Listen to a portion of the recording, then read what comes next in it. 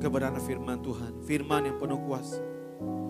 Firman Tuhan tidak hanya terdiri dari perkataan tetapi terdiri dari kuasa. Kami butuh firman, dalam kebenaran firman Tuhan ada kekuatan, peneguhan, penghiburan, bahkan jawaban mujizat yang Tuhan sediakan bagi setiap kami. Ajar kami ya Tuhan Yesus agar kami tidak hanya cakap sebagai pendengar yang baik Tuhan, tetapi bila kami juga cakap menjadi pelaku-pelaku firman Tuhan yang baik, yang melakukan setiap firman yang kami dengar, bahkan kami terima pada sore hari. Berkat yang terkasih, Bapak Pendeta Muda Aristo Pariaji akan menyampaikan firman Tuhan. Kami percaya setiap firman yang disampaikan pada sore hari ini pasti memberkati setiap jemaat Tuhan. Dimanapun, setiap kami mendengar, kami pasti diberkati Tuhan. Dengan hati bersyukur, kami sambut firman Tuhan. Di dalam nama Tuhan Yesus, haleluya. Makasih Tuhan Yesus. Makasih Tuhan Yesus.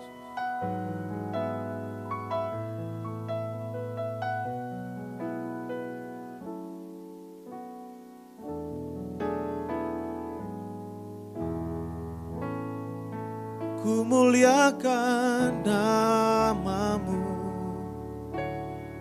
Tuhan, mulia nama-Mu, Tuhan, nama-Mu besar dan layak dipuji. Agungkan nama-Mu, Tuhan, agung nama-Mu, Tuhan, nama-Mu besar dan layak dipuji. Mari bersama-sama. Ku muliakan nama-Mu, Tuhan, mulia nama-Mu, Tuhan, nama-Mu besar, nama-Mu besar dan layak dipuji. Kami agungkan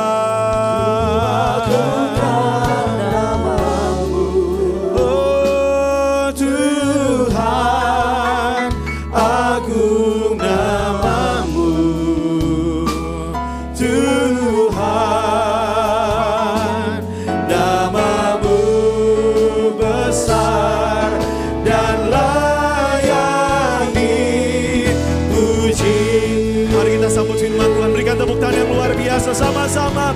Ku muliakan nama-Mu, Tuhan, mulia nama-Mu.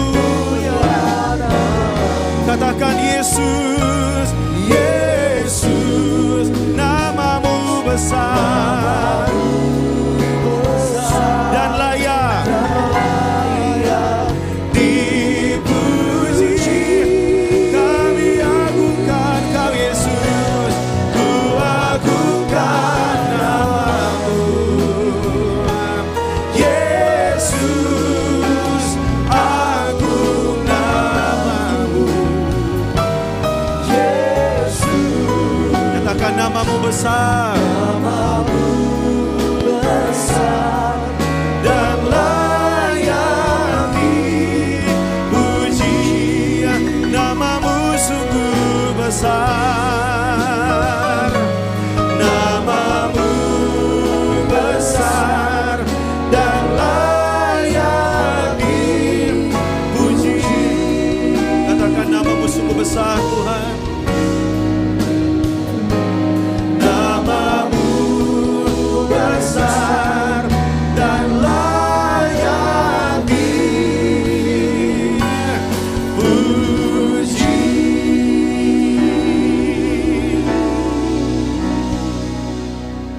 Kami bersyukur Tuhan Yesus untuk hadirat-Mu bersama dengan kami di dalam ibadah ini.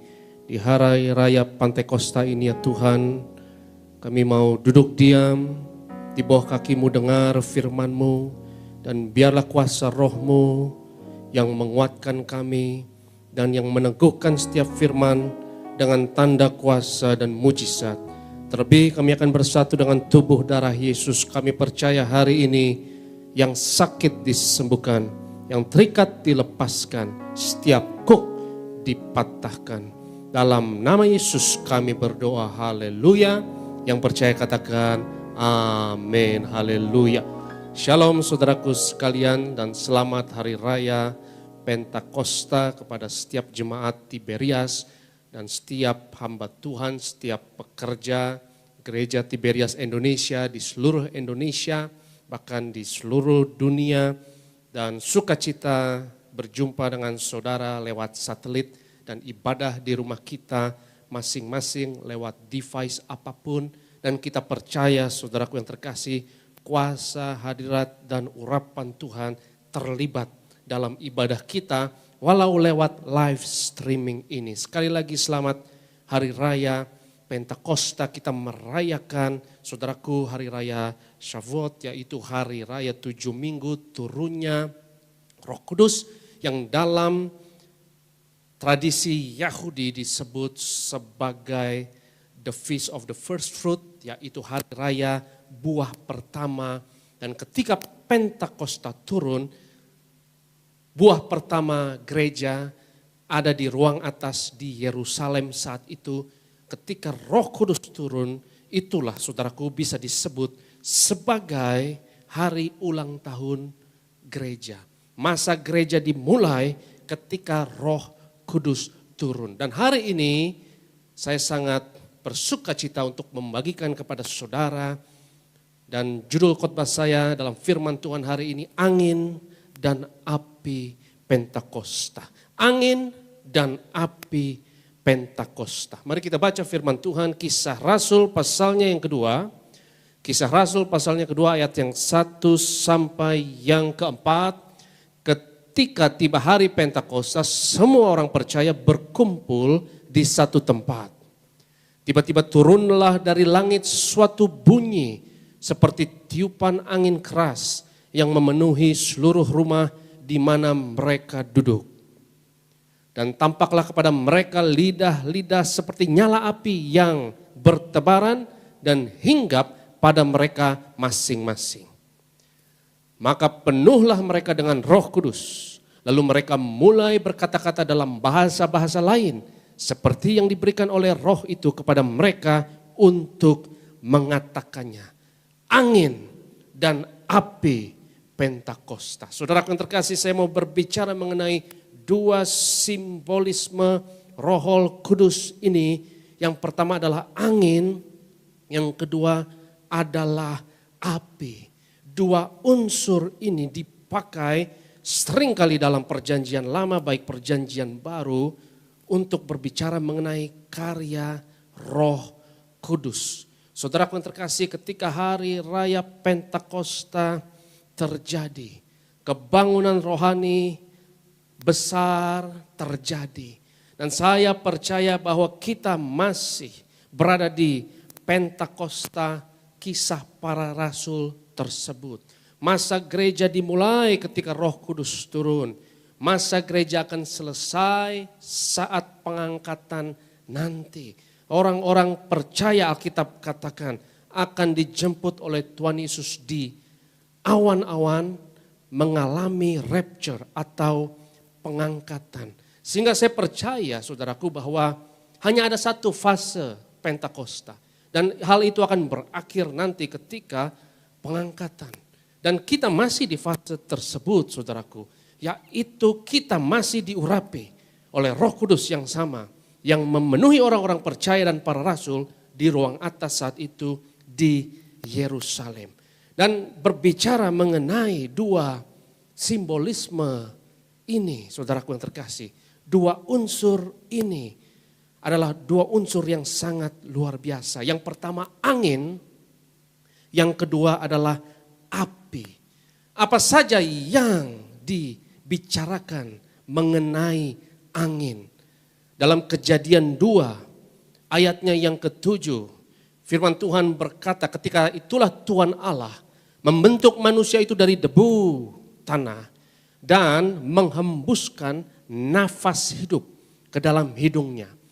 Demikianlah manusia itu menjadi makhluk yang hidup.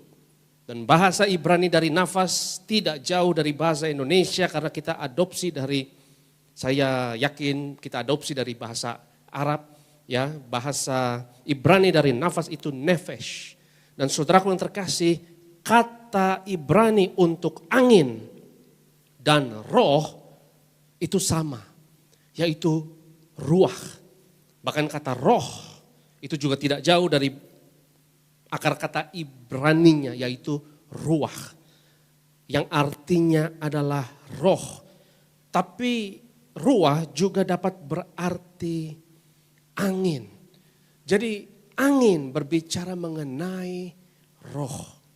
Dan saya percaya bahwa roh adalah, saudaraku yang terkasih, sumber energi yang paling basic, yang paling dasar, yang ilmu pengetahuan pun sampai sekarang belum dapat membuktikannya.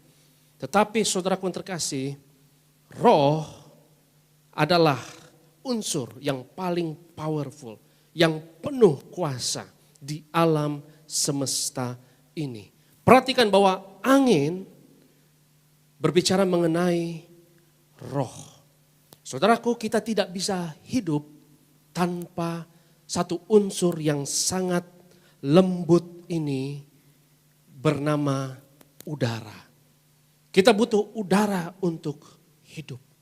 Dan saudaraku, di era pandemi ini, saudaraku, kita tahu bahwa bahkan virus bisa menggunakan udara untuk menginfeksi manusia.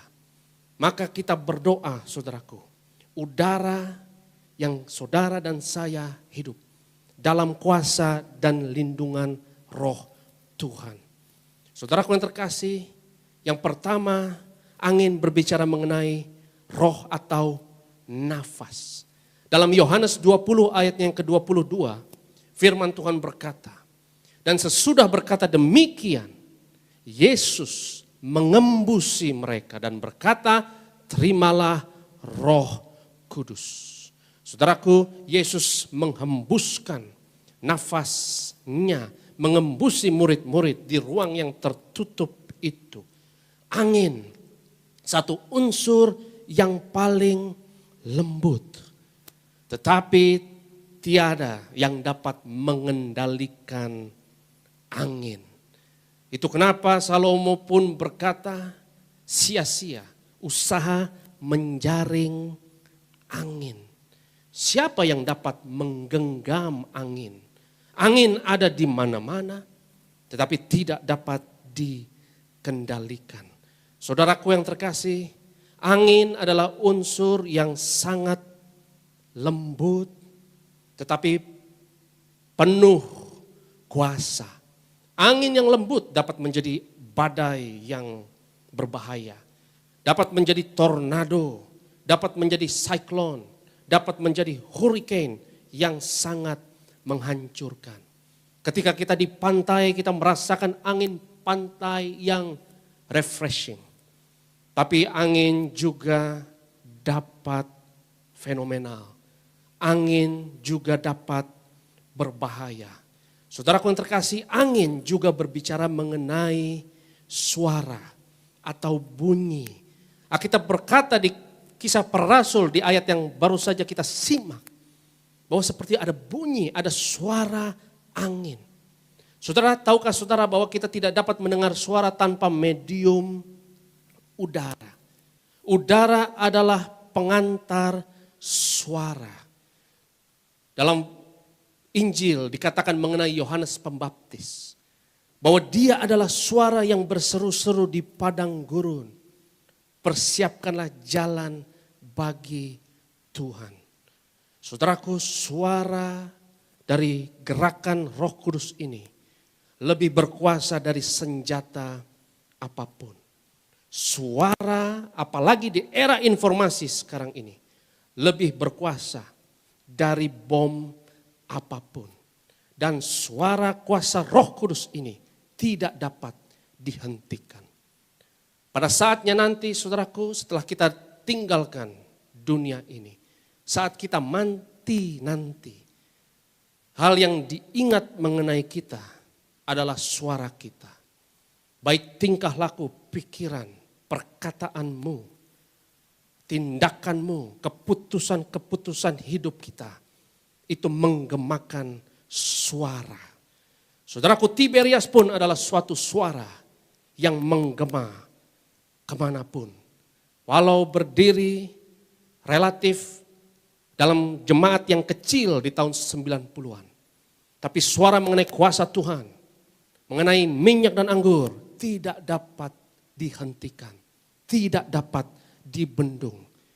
Ketika Maria mengurapi Yesus dengan minyak narwastu, suara dan gema dari apa yang ia lakukan masih menggema sampai sekarang ini, sampai kepada kekekalan. Bahkan Yesus katakan apa yang dia perbuat, kemanapun Injil diberitakan, apa yang dia perbuat akan disebut untuk mengingat dia. Hal apapun yang kau lakukan hanya untuk memuaskan hawa nafsu dan dalam dosa, tidak akan ada gemanya dalam kekekalan. Dan pengorbanan sekecil apapun yang kita lakukan dalam pelayanan kita untuk Tuhan akan menggema selama-lamanya sampai kepada kekekalan. Angin yang pertama berbicara mengenai ruah atau roh. Yang kedua, angin berbicara mengenai bunyi atau suara. Suara pemberitaan Injil ini, saudaraku, tidak bisa dibungkam dan tidak bisa dihentikan. Angin memang lembut, tetapi siapa yang dapat memegangnya? Siapa yang dapat mengendalikannya? Dan yang ketiga, seperti yang saya katakan, angin berbicara mengenai kelemah lembutan. Saudaraku, Roh Kudus itu lembut. Dan Roh Kudus hanya datang ketika diundang. Roh Kudus tidak akan merasuk manusia. Beda dengan roh jahat, ia merasuk manusia. Tapi Roh Kudus memenuhi manusia. Di hari raya Pentakosta ini, saudaraku, saya percaya kita banyak meluangkan waktu sekarang ini di era pandemi ini di rumah. Jangan sia-siakan, perbanyak waktu dalam doa dan firman dan saat teduh. Dan undang Roh Kudus dalam hati kita, dalam rumah kita, dalam pekerjaan kita. Ketika saudara cipratkan minyak urapan di rumah, di kantormu, di mobilmu, di rukomu, di tempatmu berdagang, di tempat engkau studi dan melayani, ketika engkau percikan, itu adalah tindakan untuk mengundang Roh Kudus ada di dalam hidup kita. Karena Roh Kudus tidak akan memaksa. Seperti yang Yesus katakan, ia berdiri di depan pintu dan mengetuk pintu. Barang siapa mendengar dan membuka pintu, aku akan masuk untuk makan bersama-sama dengan dia. Kita harus buka pintu tersebut. Dan kita harus mengundang Yesus dalam hidup kita. Karena Roh Kudus sekali lagi tidak akan merasuk siapapun secara paksa di luar kehendak manusia. Tetapi ia lemah lembut. Dan Roh Kudus harus diundang. Saudaraku yang terkasih, yang kedua hari ini saya mau berbicara mengenai api Roh Kudus. Kita sudah membahas mengenai angin Roh Kudus. Sekarang saya mau berbicara mengenai api Roh Kudus. Coba kita lihat Keluaran pasalnya yang ketiga, ayatnya yang kedua. Lalu malaikat Tuhan menampakkan diri kepadanya, kepada Musa di dalam nyala api yang keluar dari semak duri. Lalu ia melihat dan tampaklah semak duri itu menyala tetapi tidak dimakan api. Api yang pertama, saudaraku, berbicara mengenai energi. Dan seringkali Tuhan ketika menampakkan diri, terutama di perjanjian lama, itu dalam rupa nyala api. Manusia adalah makhluk yang jauh lebih canggih dari makhluk yang lainnya di muka bumi ini. Karena manusia satu-satunya makhluk yang dapat master the fire. Kita menguasai api, kita menguasai energi. Dan saudaraku yang terkasih, sekarang kita menguasai bahkan listrik, elektronik, dan pada awalnya itu dimulai ketika manusia menemukan dan menguasai, mengelola api. Saudaraku yang terkasih, kita nggak bisa cuekin api. Kita tidak bisa ya tidak memperhatikan api karena api itu sangat mencolok dan mengundang rasa hormat kita. Dua unsur yang saya sebut barusan, saudaraku yang terkasih, ada dua unsur yang melambangkan Roh Kudus. Dan kenapa Roh Kudus dilambangkan dengan unsur-unsur yang sangat lembut ini, tetapi dua unsur ini dinamis, angin dan api. Saudaraku yang terkasih, api dan angin ini selalu dinamis. Angin dan api ini tidak statis. Itu kenapa orang yang berada di dalam Tuhan selalu terbakar dan selalu menyala-nyala apinya. Hidup dalam Tuhan dan berjalan dengan Tuhan bukanlah suatu perjalanan yang membosankan, yang statis, tetapi dinamis. Orang yang mengikut Tuhan, saudaraku, selalu dinamis. Orang yang diurapi oleh Roh Kudus tidak akan pernah hidup dalam kebosanan, tetapi selalu dinamis. Karena Roh Kudus selalu progresif. Roh Kudus selalu dinamis. Doktrin bisa kaku dan mati. Tradisi bisa kuno dan usang. Bahkan organisasi gereja pun, saudaraku, bisa outdated dan bisa tidak relevan lagi di zamannya. Tetapi Roh Kudus selalu dinamis. Roh Kudus selalu progresif. Dan kedua unsur ini, angin dan api, saudaraku, tidak bisa dikarantina. Tidak dapat dihentikan. Ketika Roh Kudus turun, gerakan itu tidak bisa dihentikan. Walau segala upaya sosial, politik, bahkan militer digunakan oleh baik orang-orang Yahudi, baik orang-orang Romawi untuk mengkarantina dan menghentikan bahkan memusnahkan kekristenan. Tetapi semakin diusahakan untuk dihambat, semakin merambat. Angin dan api ini, saudaraku yang terkasih, tidak dapat dihentikan. Kalau saudara diurapi oleh Roh Kudus, sebagai generasi minyak dan anggur, percaya, saudara dan saya tidak dapat dihentikan. Suara saudara dan saya, suara kuasa minyak dan anggur ini tidak dapat dihentikan. Ketika Tiberias berdiri, banyak upaya untuk menghentikan, banyak upaya untuk menghambat. Baik saudaraku yang terkasih, dari pihak luar maupun kalangan sendiri pun berusaha mendiskreditkan. Tetapi semakin dihambat, justru semakin merambat. Angin dan api ini, saudaraku yang terkasih, dinamis. Dia selalu progresif. Organisasi gereja bisa kuno, bisa status quo, dan bahkan seperti dibuktikan dalam sejarah, terutama dalam abad ke-8 gereja.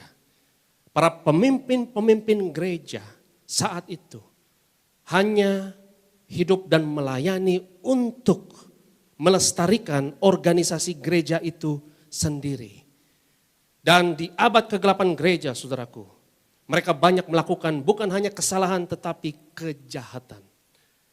Kalau kita menolak untuk dinamis, kalau kita menolak untuk progresif, maka saudara cenderung hanya berusaha untuk mempertahankan status quo.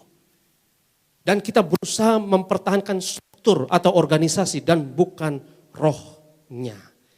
Hati-hati, jangan sampai kita jatuh cinta kepada wadahnya bukan kepada isinya. Jatuh cinta kepada strukturnya, organisasinya dan bukan rohnya atau substansinya. Saudaraku yang terkasih, Gereja Tiberias Indonesia dipakai Tuhan untuk menyampaikan pesan baru, suara baru mengenai kuasa minyak dan anggur yang berbicara mengenai kuasa dan urapan Roh Kudus. Selain juga perjamuan kudus dan minyak urapan. Anggur dan minyak berbicara mengenai karya Roh Kudus di dalam hidup orang percaya. Dan suara ini tidak dapat dihentikan. Walau banyak yang mendiskreditkan, banyak yang melabel sesat. Tetapi saudaraku, apa yang dari Tuhan tidak dapat dihentikan. Seperti yang dikatakan Nikodemus di hadapan Sanhedrin, bahwa kalau engkau melawan Tuhan, sia-sia. Karena kalau gerakan ini dari Tuhan, dia tidak dapat dihentikan. Saudaraku yang terkasih, api yang pertama berbicara mengenai energi. Ketika kita diurapi Roh Kudus, itu kenapa saudaraku? Engkau selalu penuh energi. Engkau selalu menyala-nyala. Dalam Alkitab dikatakan bahwa jangan padamkan Roh Kudus. Jangan padamkan api tersebut. Saudaraku yang terkasih, ketika Tuhan memperkenalkan dirinya kepada hamba-hambanya, baik di perjanjian baru maupun perjanjian lama, ia seringkali menampakkan diri sebagai nyala api. Coba kita lihat Ibrani pasalnya yang ke-12. Ibrani pasalnya yang ke-12 ayat 29. Sebab Allah kita adalah api yang menghanguskan. Api selalu sekali lagi mengundang hormat saudara dan saya. Api yang kecil bisa menjadi kebakaran hutan yang liar dan tak dapat dikendalikan. Kita tidak bisa cuekin api, saudaraku. Karena api yang pertama berbicara mengenai energi. Di era pandemik ini kita sering meluangkan waktu di rumah. Saya sarankan saudaraku, ini adalah waktu untuk di-charge kembali. Ketika saudara meluangkan waktu di dalam Tuhan, saudara selalu di-charge. Dan kasih mula-mula dalam Tuhan selalu menyala-nyala. Orang yang diurapi Roh Kudus tidak akan pernah low back. Tidak akan pernah kehabisan energi. Orang yang diurapi Roh Kudus saya percaya nggak ada lawan. Orang yang diurapi Roh Kudus tidak ada matinya. Saudaraku yang terkasih, sebab Roh Kudus adalah intisari dari pekerjaan Allah di bumi ini. Organisasi gereja adalah strukturnya. Dan kita harus mengikuti Roh Kudus. Seperti yang saya katakan, doktrin bisa kaku, doktrin bisa mati, bahkan tradisi bisa menghambat. Jangan sampai saudaraku, kita lebih mencintai doktrin daripada Roh Kudus. Apakah itu bisa terjadi? Bisa. Ketika gereja Tiberias pertama kali mengumandangkan mengenai kuasa perjamuan kudus, banyak orang yang mengutak-ngutik doktrin perjamuan kudus. Dan saudaraku yang terkasih, banyak orang yang berusaha mempertahankan tradisi perjamuan kudus. Karena tradisi perjamuan kudus biasanya saudaraku sebelum ada gereja Tiberias itu sebulan sekali. Tetapi ketika Tuhan pakai hambanya pendeta Pariaji dan ia mendemonstrasikan kuasa Tuhan lewat perjamuan kudus dan minyak urapan. tradisi dirombak, tradisi dihantam. Dan banyak orang yang lebih mencintai tradisi, hati-hati, daripada Roh Kudus. Jangan sampai saudaraku, sekali lagi, kita lebih cinta wadahnya, kemasannya, daripada substansi atau isinya. Itu kenapa saudaraku yang terkasih, Roh Kudus memenuhi manusia. Karena manusia bisa bertobat. Organisasi tidak bisa bertobat. Negara, lembaga tidak bisa bertobat. Sesuatu yang baik bisa usang, bisa tidak relevan lagi, bisa outdated, bahkan bisa hanya berguna untuk mempertahankan status quo. Tetapi saudara yang diurapi Roh Kudus akan selalu dinamis. Dan jangan kita jatuh cinta kepada doktrin-doktrin yang kuno, yang kaku dan mati. Tetapi saudaraku, kita tidak mengikuti Roh Kudus. Jangan sampai kita menaruh tradisi di atas Roh Kudus. Struktur-struktur dan lembaga-lembaga itu kita butuhkan. Puji Tuhan. Tetapi itu adalah wadah. Dan substansinya adalah Roh Kudus. Dan kuasa Roh Kudus ini, sekali lagi saudaraku, tidak dapat dihentikan. Yang pertama, api berbicara mengenai energi. Dan yang kedua, api berbicara mengenai cahaya. Karena proses pembakaran energi selalu mengeluarkan zat foton atau cahaya. Yang tanpanya saudara dan saya tidak dapat melihat. Di hari raya Pentakosta ini saudaraku, mari percaya, engkau di-charge kembali. Kita banyak meluangkan waktu di rumah. Walau ibadah live streaming ini saudaraku. Kita tidak berjumpa face to face dengan saudara seiman. Sehingga hanya engkau dan Tuhan. Maka itu adalah saat dan waktu engkau di-charge kembali. Mungkin akhir-akhir ini kita sudah low bed.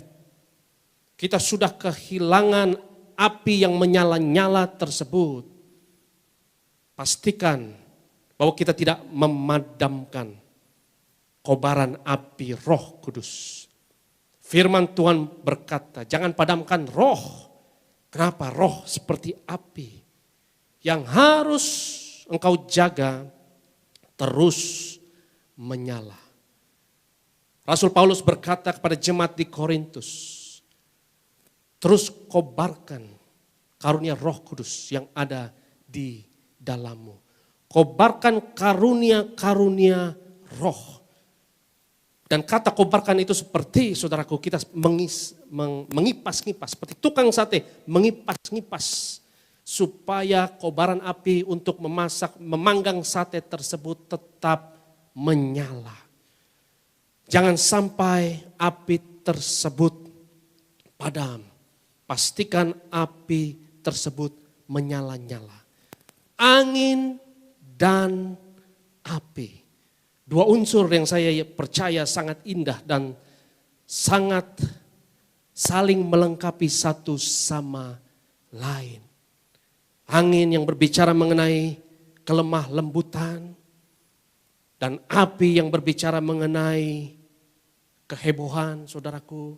Dan energi dan kekuatan. Dan angin dan api ini saudaraku.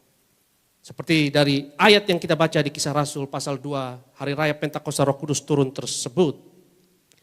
Bahwa seperti ada suara, ada bunyi, ada suara. Suara dari angin dan api dan gerakan Roh Kudus ini saudaraku yang terkasih. Tidak dapat dihentikan.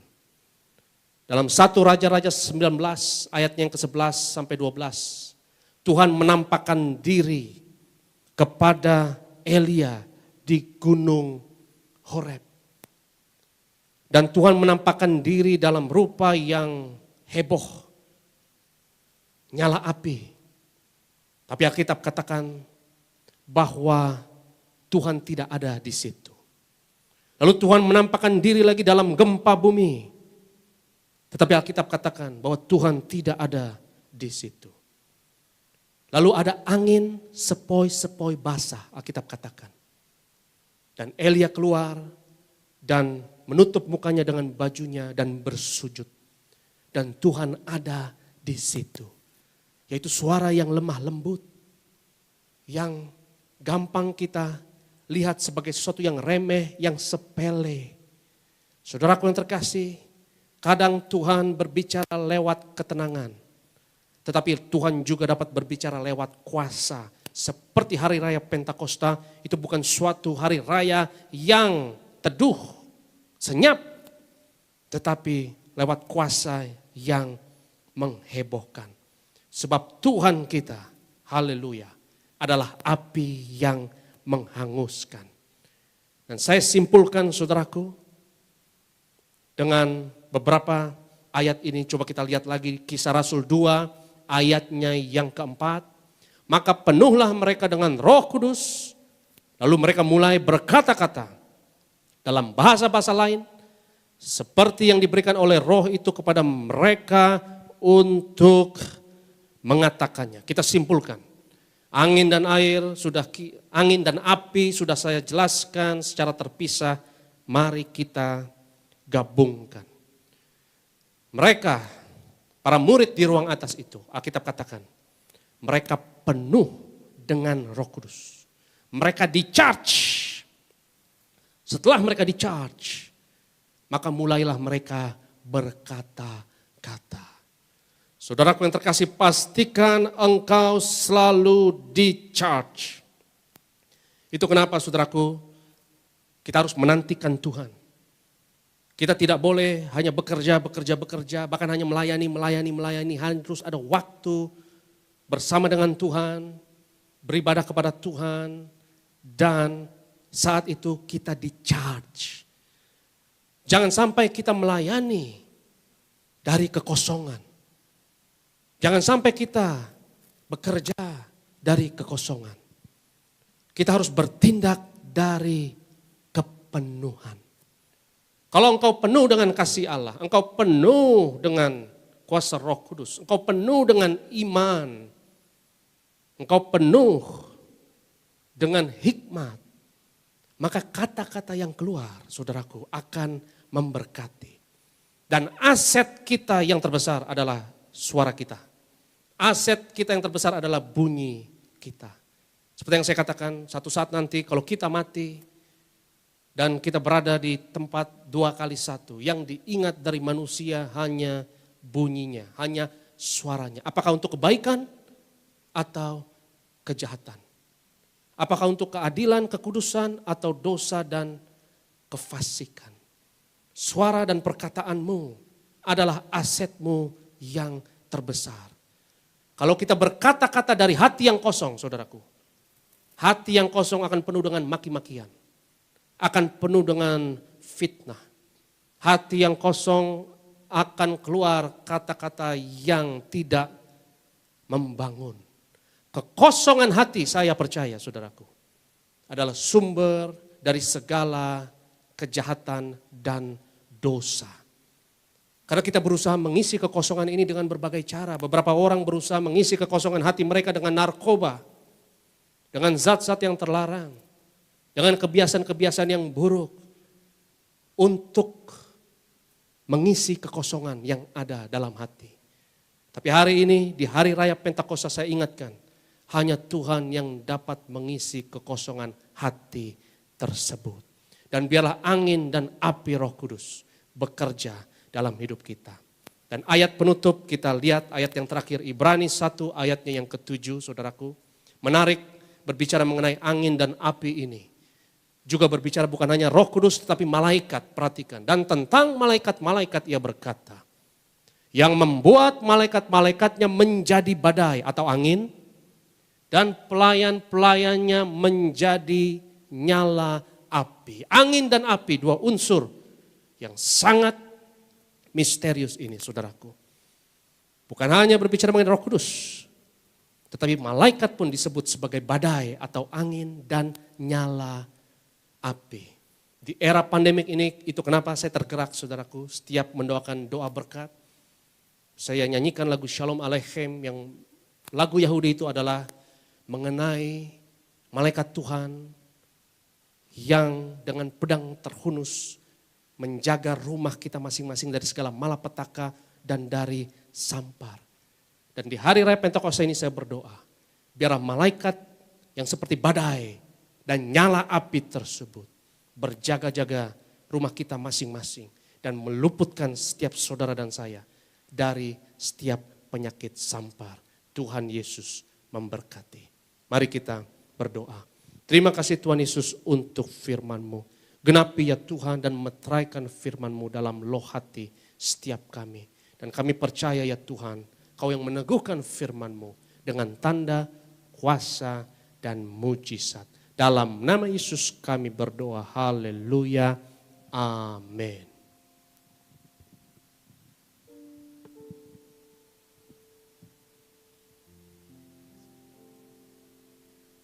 Firman Tuhan yang sangat memberkati setiap kita. Saudaraku dikasih dalam